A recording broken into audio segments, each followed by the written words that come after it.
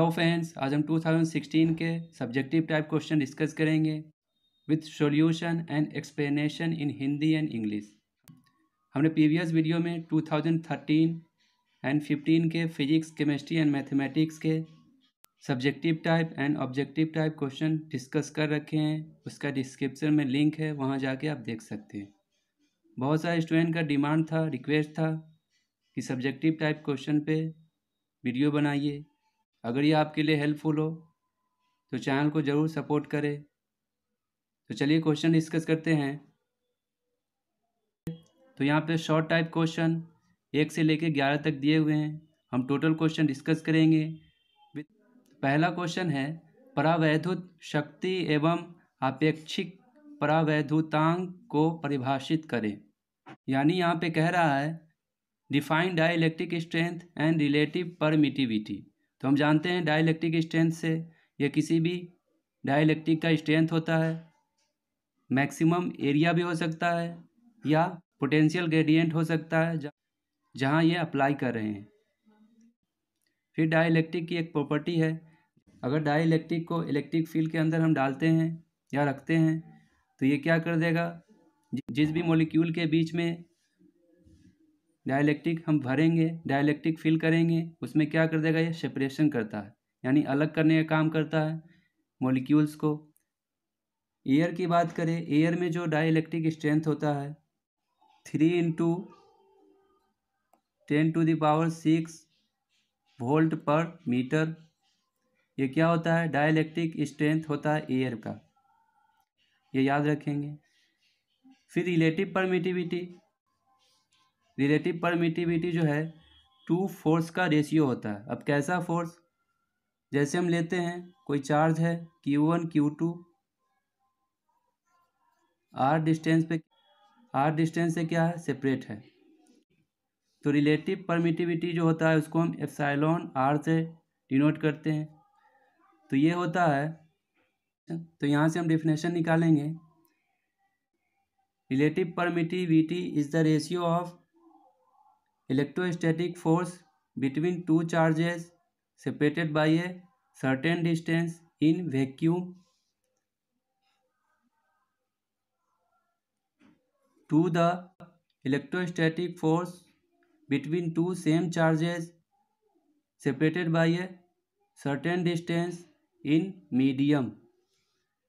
कोई मीडियम होगा, यहाँ पे FM ले लेते हैं।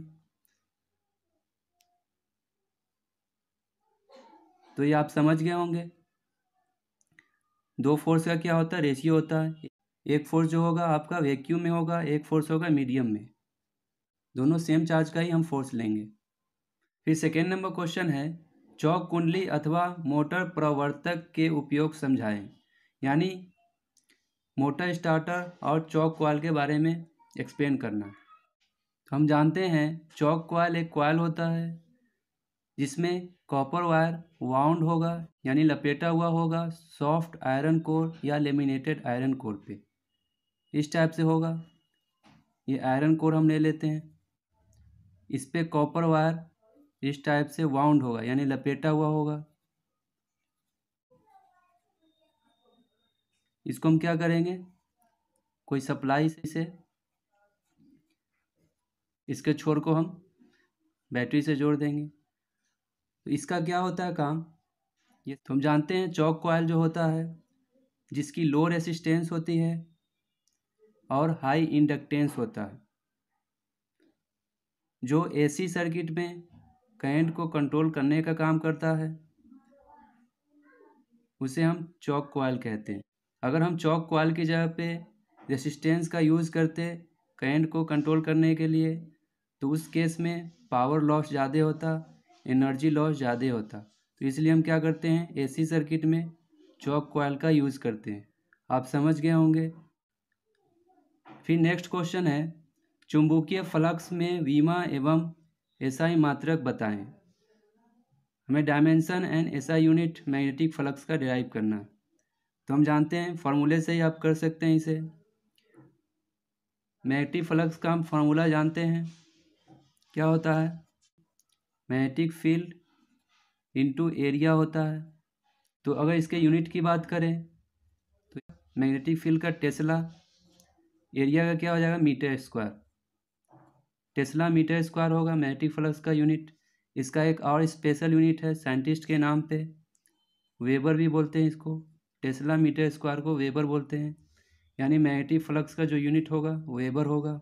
अगर हम सीजीएस में बात करें, मैग्नेटिक फ्लक्स का सीजीएस में यूनिट बात करें तो मैक्सवेल होता है इन सीजीएस।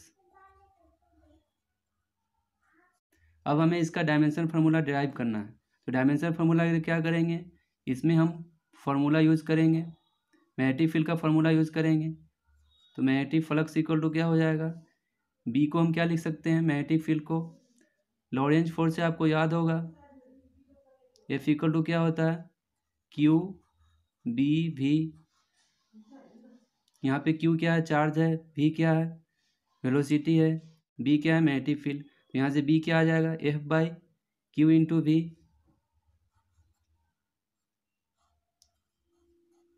तो ये बी आ गया। ए की जगह पे क्या हो जाएगा, ए का डायमेंशन फॉर्मूला क्या लिखेंगे हम, एल का स्क्वायर लिखेंगे। फोर्स का आप डायमेंशन फार्मूला जानते होंगे, एम एल टी इनवर्स 2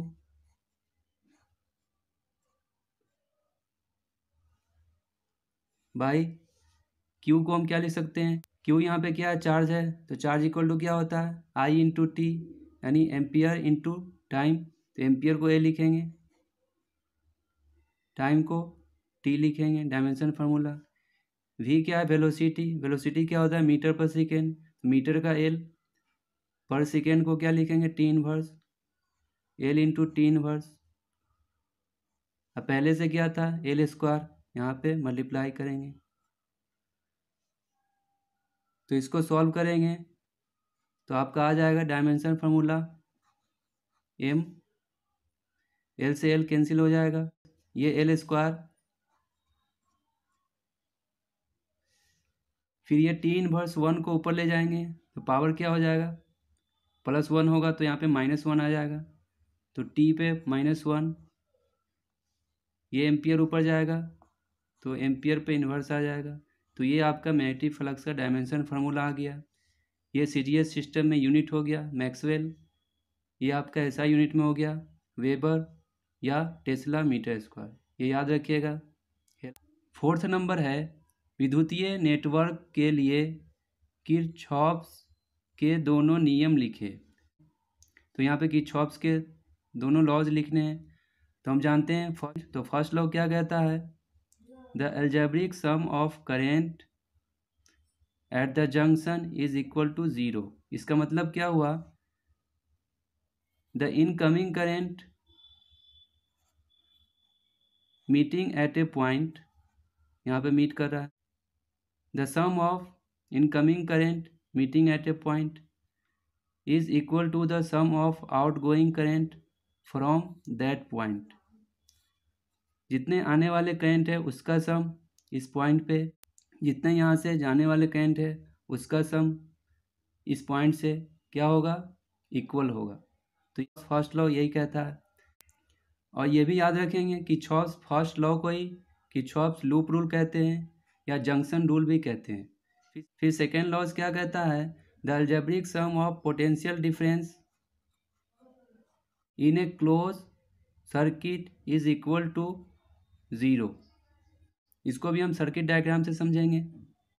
कोई सर्किट है जिसमें रेसिस्टर जुड़ा हुआ है, बैटरी कुछ ले लेते हैं जिसका पोटेंशियल डिफरेंस होगा, फिर एक और बैटरी ले लेते हैं इसका भी कुछ पोटेंशियल डिफरेंस होगा, फिर यहाँ पे हम रेसिस्टर जोड़ रहे हैं, फिर यहाँ पे कोई बैटरी हम जोड़ रहे हैं जिसका कुछ पोटेंशियल डिफरेंस होगा, फिर सर्किट को हमने कंप्लीट किया। अगर इसमें मान लेते हैं आई करंट फ्लो हो रहा है तो यहाँ भी आएगा आई, यहाँ भी आएगा, यहाँ भी आई आएगा। तो इसका हम एक्सप्रेशन लिखेंगे, जितने भी पोटेंशियल मान लेते हैं, ये पोटेंशियल डिफरेंस V1 है, ये V2 है, ये V3 है। तो V1 plus V2 plus V3, ये तो हो गया आपका क्या, पोटेंशियल डिफरेंस। और फिर ये रेसिस्टर के द्वारा जो पोटेंशियल डिफरेंस आएगा V equal to I R, यानी I इंटू यहाँ पे कुछ रेसिस्टर R ले लेते हैं, R1, ये R2, तो क्या हो जाएगा I R1, फिर इसका क्या हो जाएगा, यहाँ पे करंट I जा रहा है, तो इसके द्वारा जो पोटेंशियल डिफरेंस आएगा I R2 in a close circuit. हमने कैसे लिया है, साइकिल इस टाइप से लिया है, क्योंकि करंट का डायरेक्शन इस टाइप से है, तो ये क्या होगा, इक्वल टू 0 होगा। अगर करंट के अपोजिट डायरेक्शन में लेते तो आपको क्या लेना पड़ता, निगेटिव। तो सेकेंड लॉ ये कहता है, तो आपको ये समझ में आया होगा। फिर नेक्स्ट क्वेश्चन है, फिर 5 नंबर है, पूर्ण आंतरिक परावर्तन क्या है, इसकी शर्तें क्या है। तो यहाँ पे टोटल इंटरनल रिफ्लेक्शन के बारे में पूछ रहा है और इसके कंडीशन पूछ रहे हैं क्या है। तो हम टोटल इंटरनल रिफ्लेक्शन क्या होता है, जब कोई ray of light denser medium से रेयर मीडियम में आता है, इस तरह आता है ताकि उसका इंसिडेंस एंगल होगा वो ग्रेटर होगा क्रिटिकल एंगल से। फिर क्या हो जाएगा, इसके कारण वो गेट रिफ्लेक्ट हो जाएगा बैक इन डेंसर मीडियम, फिर से वो डेंसर मीडियम में रिफ्लेक्ट होकर वापस चला जाएगा। जैसे इसको हम फिगर से समझें, ये रेयर मीडियम है, ये डेंसर मीडियम है। अब रे ऑफ लाइट कहाँ से आएगा, डेंसर मीडियम से, इस तरह से आएगा ताकि इसका जो क्रिटिकल एंगल होगा ये सी से डिनोट करते हैं, छोटा होगा एंगल ऑफ इंसिडेंस से। इसके कारण क्या होगा, ये ray of light rare medium में नहीं जा सकेगा, फिर से क्या होगा, रिफ्लेक्ट बैक हो जाएगा, वापस इसी मीडियम में आ गया, डेंसर मीडियम में। तो इस फेनोमेनन को हम टोटल इंटरनल रिफ्लेक्शन बोलते हैं। अब इसका कंडीशन पूछा था क्या है, तो कंडीशन क्या है, इंसिडेंस एंगल जो होगा, ये इंसिडेंस एंगल ग्रेटर होगा किससे, क्रिटिकल एंगल से। तो ये एक कंडीशन है। इसका कुछ एग्जांपल सेट और सनराइज में देखते होंगे, 2 मिनट का डिफरेंस होता है। अगर दूर से आप देखेंगे समुद्र में जहाज जो है ऊंचा दिखाई देता है, ये टोटल इंटरनल रिफ्लेक्शन के ही कारण दिखाई देता है। फिर आप गर्मियों के मौसम में देखते होंगे लू टाइप का, तो ये भी क्या है, टोटल इंटरनल रिफ्लेक्शन के कारण होता है। तो ये कुछ इसके पॉइंट्स हैं। नेक्स्ट क्वेश्चन है, 6 नंबर क्वेश्चन है, एक 16 ओम प्रतिरोध वाले तार को खींचकर उसकी लंबाई दोगुनी कर दी जाती है, तो उस तार का नया प्रतिरोध निकालें। एक वायर है जिसका रेसिस्टेंस 16 ओम है, इसको इलोंगेट करके डबल कर दिया गया, इसके लेंथ को डबल कर दिया गया, तो हमें न्यू रेसिस्टेंस निकालना है।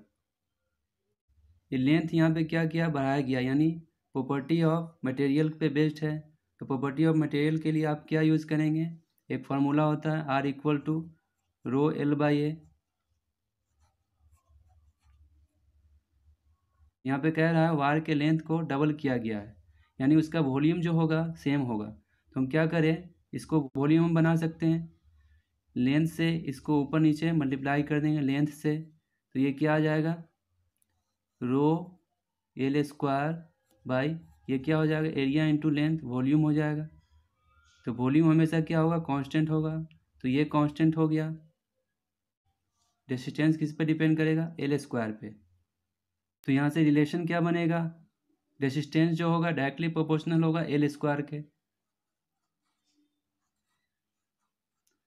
तो यहाँ से हम क्या निकाल सकते हैं, R1 by R2 equal to, पहले L था, पहले लेंथ L था तो L स्क्वायर होगा, फिर बाद में क्या किया गया, दोगुना कर दिया गया, तो इसका क्या करेंगे 2L का होल स्क्वायर। R1 पहले क्या था, 16 था, R2 हमने माना है जो निकालना है रेसिस्टेंस, ये L स्क्वायर से L स्क्वायर कैंसिल हो जाएगा, नीचे क्या आ जाएगा 2 का स्क्वायर 4, तो R2 निकालेंगे ये क्रॉस हो जाएगा, तो रेसिस्टेंस जो होगा न्यू रेसिस्टेंस 16 इंटू 4 64 ओम का रेसिस्टेंस होगा, न्यू रेसिस्टेंस 64 ओम का होगा। तो आपका ये आंसर होगा। नेक्स्ट क्वेश्चन है 7 नंबर क्वेश्चन है, नैंड और नॉर गेट की सत्यता सारणी बनाइए।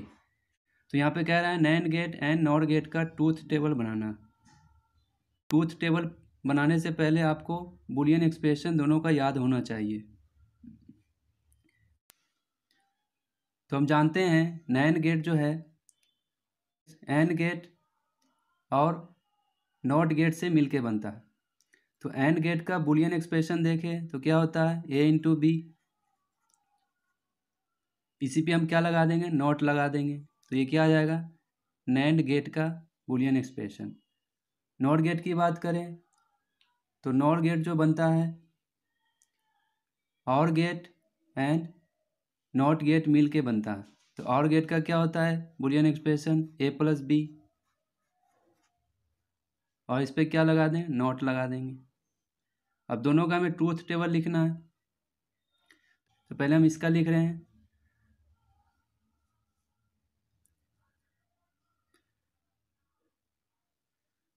तो जैसे यहाँ पे a b, यहाँ पे y डैश है, एक इनपुट है, फिर ये y है आउटपुट है। अगर a हम 0 लेते हैं, b भी 0 लेते हैं, तो क्या आ जाएगा y डैश भी 0 आएगा, y डैश का y लेंगे ये 1 आ जाएगा। अगर a के जगह पर 0 ले b के जगह पे 1 ले, तो 0 और 1 क्या आएगा 0 आएगा, फिर 0 का क्या आ जाएगा 1 आ जाएगा। अगर a को 1 ले b को 0 ले, तो ये क्या आ जाएगा 0 आ जाएगा, फिर 0 का क्या आ जाएगा 1 आ जाएगा। अगर इसको भी 1 ले a को एंड b को भी 1 ले, तो ये क्या आएगा 1 आएगा, 1 का ये क्या हो जाएगा 0 हो जाएगा। तो ये ट्रूथ टेबल आया आपको, ये ट्रूथ टेबल है नैंड गेट का। तो हम नॉर गेट के लिए सेम इनपुट लेंगे, a का वैल्यू b का वैल्यू। तो अगर 0 लेते हैं a का वैल्यू b का वैल्यू, तो दोनों ऐड होकर क्या आएगा 0 ही आएगा। इस पर नॉट लगा हुआ है तो क्या आ जाएगा 1 आ जाएगा। अगर a के जगह पे 0 रखें b के जगह पे 1, तो ये क्या आ जाएगा ऐड होकर 1 आएगा। इसका क्या आ जाएगा नॉट लगाएंगे तो 0 आ जाएगा। फिर अगर a के जगह पे 1 लेते हैं b के जगह पे 0, तो दोनों को ऐड करेंगे क्या आ जाएगा 1 आएगा, 1 का क्या हो जाएगा 0 हो जाएगा। फिर इसके जगह पे 1 लेते हैं, यहाँ भी 1 ले तो क्या आ जाएगा 1 आएगा, इसका क्या हो जाएगा 0 हो जाएगा। तो ये ट्रूथ टेबल हो गया आपको नॉर गेट का, ये हो गया एंड गेट का। ये आपको समझ में आ गया होगा। 8 नंबर क्वेश्चन है विद्युत चुंबकीय प्रेरण के लेंज का नियम लिखे। Right Lenz law of electromagnetic induction. Lenz law जानने से पहले आपको फैराडेज लॉ ऑफ इंडक्शन आना चाहिए। फैराडे लॉ ऑफ इंडक्शन पे ही लेंज लॉ बेस्ड है। तो फैराडे लॉज क्या कहता है, जब कोई हम मैग्नेट लेते हैं जिसमें 2 पोल है नॉर्थ एंड साउथ, इसका कुछ मैग्नेटिक फील्ड होगा, हम यहाँ पे बना रहे हैं, जिसका डायरेक्शन क्या होगा नॉर्थ से साउथ की तरफ। तो जैसे ही इसको हम किसी कॉइल के पास लाएंगे, किसी कंडक्टर के पास लाएंगे, इसमें क्या होगा ईएमएफ इंड्यूस होगा। ईएमएफ इंड्यूस होने के कारण इसमें क्या आ जाएगा करंट आ जाएगा। ईएमएफ इंड्यूस होने के कारण इसमें क्या आ जाएगा इस कॉइल में कंडक्टर में करंट आ जाएगा। करंट जैसे ही इसमें आया, इसमें मैग्नेटिक फील्ड लाइंस बनने लगेंगे। मैग्नेटिक फील्ड लाइंस क्या करता है, इसके मैग्नेटिक फ्लक्स को, जो मैग्नेट है इसके मैग्नेटिक फ्लक्स को अपोज करता है। अपोज क्यों करता है, जैसे ही हम इसको मैग्नेट को करीब लाएंगे, तो ये जो एक एंड होगा कंडक्टर का, जो एंड होगा ये भी नॉर्थ पोल जैसा ही एक्ट करने लगता है, जिससे क्या होता है ये दोनों पोल जो होगा सेम हो जाता है। तो सेम पोल क्या करता है रिपेल टू ईच अदर। तो ये क्या करेगा, इसके मैग्नेटिक फ्लक्स को इसका मैग्नेटिक फील्ड लाइन अपोज करता है। तो ये क्या है, न्यूटन के थर्ड लॉ पे बेस्ड है, लेंज लॉ, और law of conservation of energy पे भी बेस्ड है। फिर अगर मैग्नेट को यहाँ से दूर ले जाएंगे तो ये कॉइल क्या करेगा, ये कॉइल साउथ पोल बन जाएगा, इसको अटैक करने की कोशिश करेगा। तो इसको क्या करेगा, अटैक करने की कोशिश करेगा, ये साउथ पोल बन जाएगा। तो आपको लेंज लॉ समझ में आया होगा। नेक्स्ट क्वेश्चन है, एक्स किरणों के किन्हीं दो गुणों को लिखें। यानी एक्स रे का 2 प्रॉपर्टीज़ बोल रहा है लिखने के लिए। तो हम यहाँ पे 2 नहीं 5 प्रॉपर्टीज़ आपको बता देंगे, कहीं ना कहीं आपको ये हेल्प करेगा। तो पहला प्रॉपर्टी है, एक्स रे जो है इलेक्ट्रोमैग्नेटिक वेव है। पहला तो ये पॉइंट हो गया। एक्सरे क्या होता है, स्ट्रेट लाइन में ट्रेवल करता है with the velocity of light, light के वेलोसिटी से, यानी 3 × 10⁸ मीटर पर सेकेंड। अब ये किस में होगा, वैक्यूम में, वैक्यूम में होता है। फिर एक्सरे का जो वेवलेंथ रेंज होता है, वेवलेंथ का रेंज होता है 0.1 एंगस्ट्रॉम से 100 एंगस्ट्रॉम, ये वेवलेंथ का रेंज होता है। तो एक्सरे के वेवलेंथ का जो रेंज होता है 0.1 एंगस्ट्रॉम से 100 एंगस्ट्रॉम। एक्सरेज जिस मॉलिक्यूल से पास करेगा उसको आयनाइज कर देगा। फिर एक्सरे क्या करता है, फोटोग्राफिक प्लेट को इफेक्ट करता है बहुत ज़्यादा। फिर एक्सरे की पेनिट्रेटिंग पावर जो होती है मैक्सिमम होता है। एक्सरे को जो डिस्कवर किया है W.C. रोएंटेंग, याद रखिएगा, एक्सरे का जो डिस्कवर किया है साइंटिस्ट का नाम है W.C. रोएंटेंग। तो ये कुछ पॉइंट्स थे, आपको समझ में आया होगा। नेक्स्ट क्वेश्चन है, पेल्टियर प्रभाव क्या है, यानी पेल्टियर इफेक्ट के बारे में पूछ रहा है। तो पेल्टियर इफेक्ट समझने से पहले आपको सीबेक इफेक्ट समझना होगा। सीबेक इफेक्ट क्या कहता है, जब दो मेटल स्ट्रिप को हम क्या करेंगे, इन टू इन ज्वाइन करेंगे, इस टाइप से करेंगे कि वो लूप फॉर्म कर रहा हो। जैसे ये एक मेटल स्ट्रिप ले लिए, दूसरा मेटल स्ट्रिप ये ले लिए, इसके एंड से इसके एंड को ज्वाइन करेंगे, इस टाइप से करेंगे कि ये लूप बन जाए। तो लूप बन गया। अगर दोनों एंड डिफरेंट टेम्परेचर पे है, यानी एक एंड जो है हॉट है, एक जो है कोल्ड है, जैसे ये मान लेते हैं आयरन का स्ट्रिप है, ये कॉपर का स्ट्रिप है। अगर दोनों एंड आपका डिफरेंट टेम्परेचर पे है तो इस लूप में क्या आ जाएगा, करंट आ जाएगा। अब करंट हम कैसे मेजर करेंगे, यहाँ पे गैल्वेनोमीटर को क्या करेंगे, जोड़ देंगे, तो गैल्वेनोमीटर से हमें करंट पता चल जाएगा कितने एम्पियर का करंट आ रहा है। तो ये समझ गए होंगे। फिर पेल्टियर इफेक्ट इसी का रिवर्स है। क्या कहता है, सीबेक इफेक्ट में दो एंड जो लूप फॉर्म कर रहा है वो डिफरेंट टेम्परेचर पे हो तो इसमें क्या आ जाता है, करंट आ जाता है। अब वो करंट क्या करेगा, हीट एनर्जी प्रोड्यूस भी कर सकता है, यानी रिलीज कर सकता है या एब्जॉर्ब कर सकता है। तो ये कहता है पेल्टियर इफेक्ट।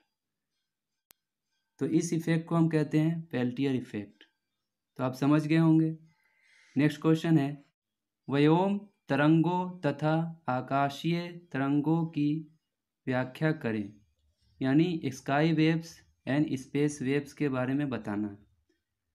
तो यहाँ पे स्पेस वेव के बारे में डिस्कस करेंगे। जब किसी वेव का ट्रांसमिशन डायरेक्टली हो या रिफ्लेक्शन बाय ट्रोपोस्फेयर या ग्राउंड के थ्रू हो तो उसे क्या कहेंगे हम, स्पेस वेव। स्पेस वेव को डायग्राम से समझे, जैसे यहाँ पे अर्थ है,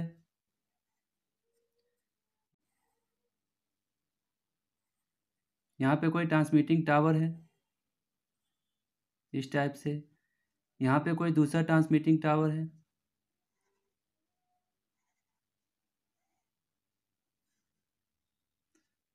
अब जो वेव जाएगा डायरेक्टली भी जा सकता है या रिफ्लेक्शन बाय ए ग्राउंड, ऐसे भी जा सकता है।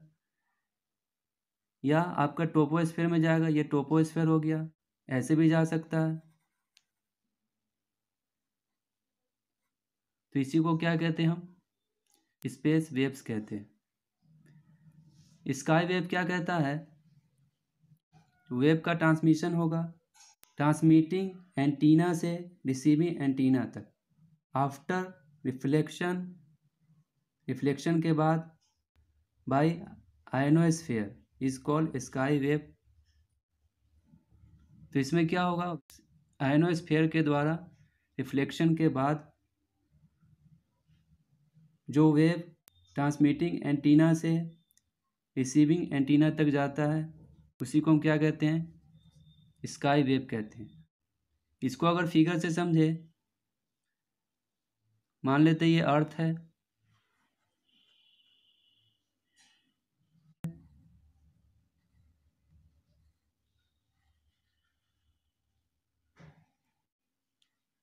ये ट्रांसमिटिंग एंटीना है, यहाँ से कोई रिसीविंग एंटीना R1 तक आएगा, फिर यहाँ से मान लेते हैं कोई रिसीविंग एंटीना R2 पे जाएगा। आफ्टर रिफ्लेक्शन बाय आयनोस्फेयर, ये आयनोस्फेयर है, इससे रिफ्लेक्ट होने के बाद ही रिसीविंग एंटीना तक जाएगा। ये आयनोस्फेयर है।